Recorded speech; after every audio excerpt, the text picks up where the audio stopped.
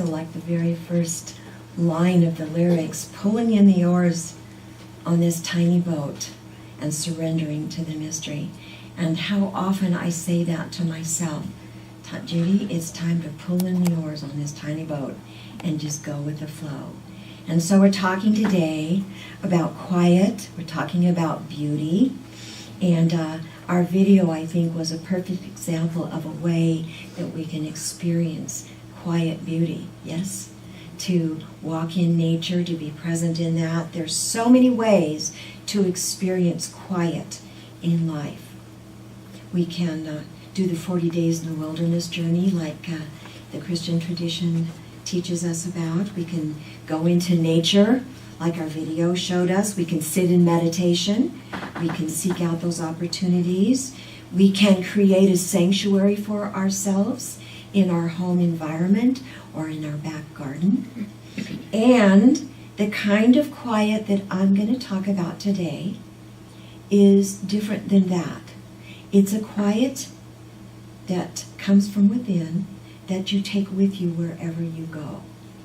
We don't have to find it because it's already there. And guess what? It's a whole lot more challenging.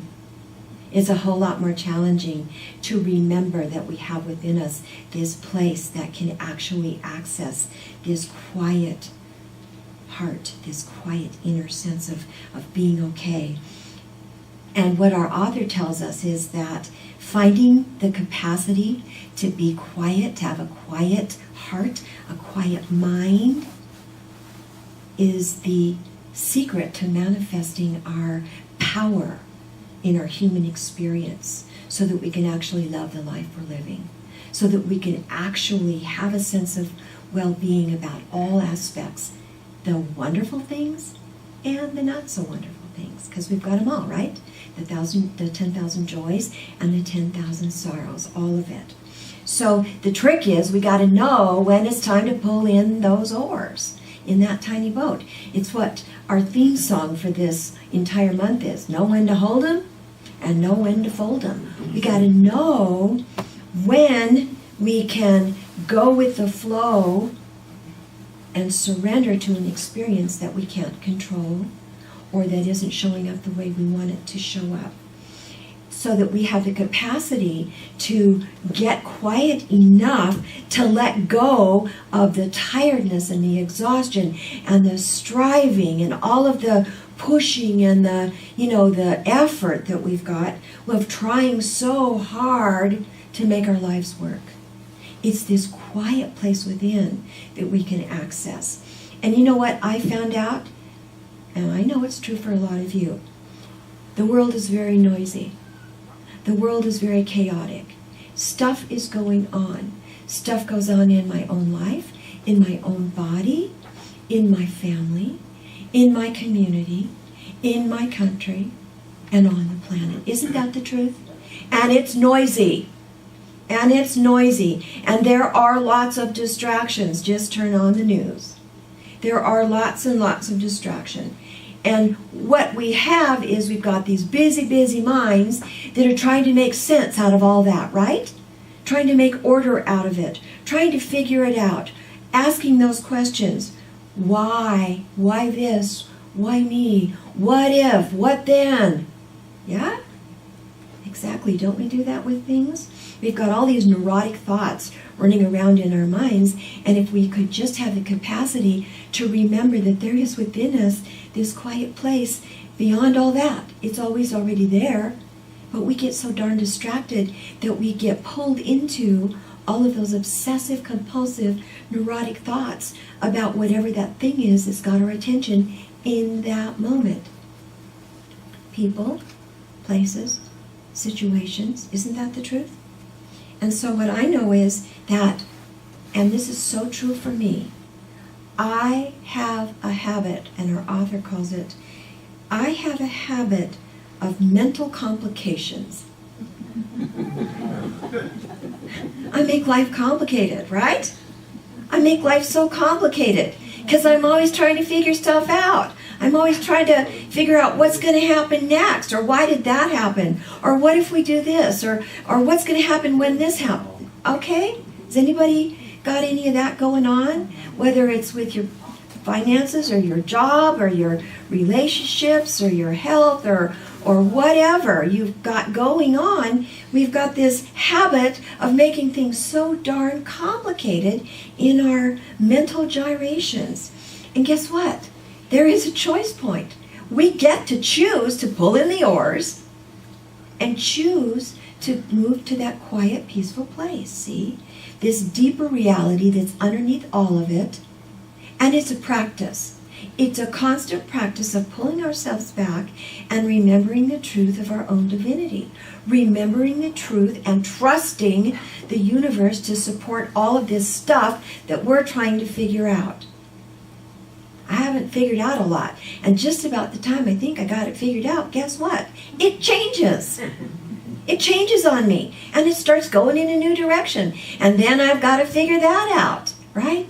But if I can be calm enough to pull myself into this sweet space that's already there, this inner quiet, now maybe I can use one of these tools. Maybe I can take a walk in nature. Maybe I can find that sanctuary in my home.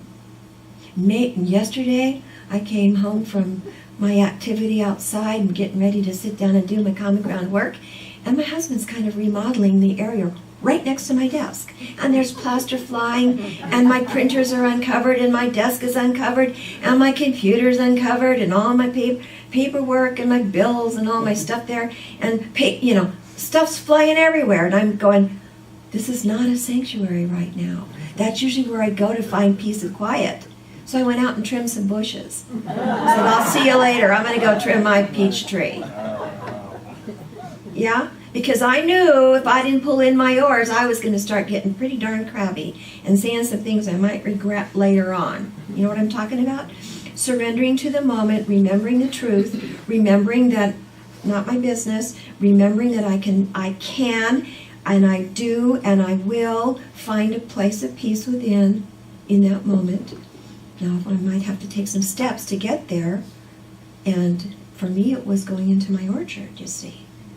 But we have this place where we can get quiet, whether it's within ourselves. And sometimes, you know what?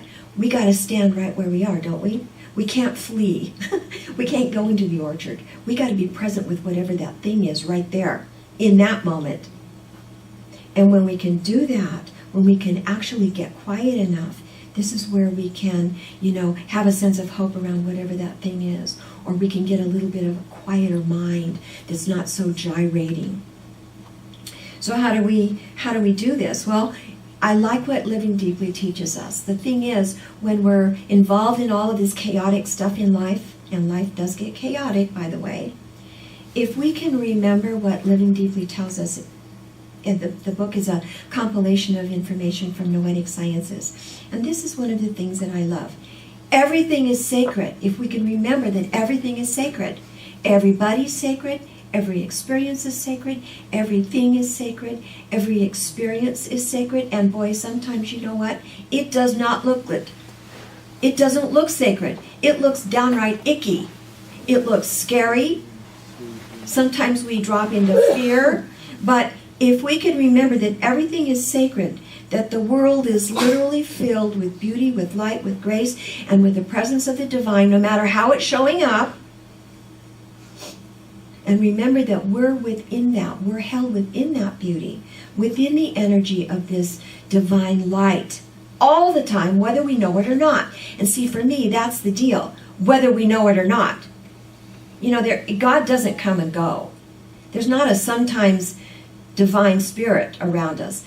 Divine spirit, energy of God, source, mind, love, whatever you call the thing that we're going to refer to as God, whatever you call that, God is always present. It doesn't come and go. And we forget that, don't we? Well, God can't be in that thing. God can't be in that thing. That's horrible.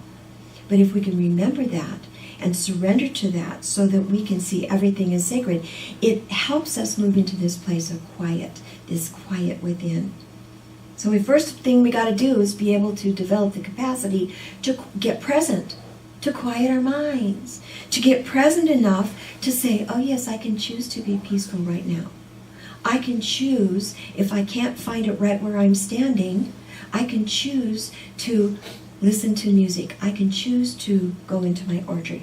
I can choose to take a walk. I can choose to go into my bathroom with a book, the only safe haven in the house right now. Well, I know you know what I'm talking about. I know you know. And then once we become quiet enough and experience everything as sacred and start seeing with a new perspective, seeing with new eyes, have a deeper way of being with the world rather than, on the surface of the chaos, and open to Jan Bates' word, which is awe, open to awe and the wonder of being alive, you see, and just be ready to be continually surprised by the next wonderful event that shows up. You know what I mean? The next wonderful thing that happens. This is where we get to open ourselves to see beauty. This is where the beauty of life comes, see? And when we start seeing beauty around us, now this is what I want to tell you. There is so much beauty around us, but this is the deal. Beauty comes in the most unlikely ways and in the most unlikely places. And different people are going to find beauty in different forms and in different places. And you know why? Because beauty is in the eye of the beholder. So when we get quiet enough to start paying attention to what's going on around us, and today we're talking about quiet, surrendering into the quiet, and finding the beauty of the moment. When we get quiet enough to actually feel into the beauty around us, whether it's in nature, whether it's in our relationships with each other, whether it's in music like Robert produces for us, whether it's in art, like Robert produces, the harmony of life itself, the flow, the ebb and flow of life. This is where we see everything is sacred. And sometimes it's not so easy when we look at our failures and our losses and our disappointments and our struggles. David, go to the next image for me. Sometimes it takes courage to see the beauty in our difficult experiences. Isn't that the truth? It's the truth for me. It takes a lot of courage to look beyond the surface experience and see these are the things that are getting our attention, that are causing our mind to do mental complications. See, we're involved in this life experience. We're all complicated. We're all gyrated, and we're missing the beauty in the moment. We're missing the opportunity.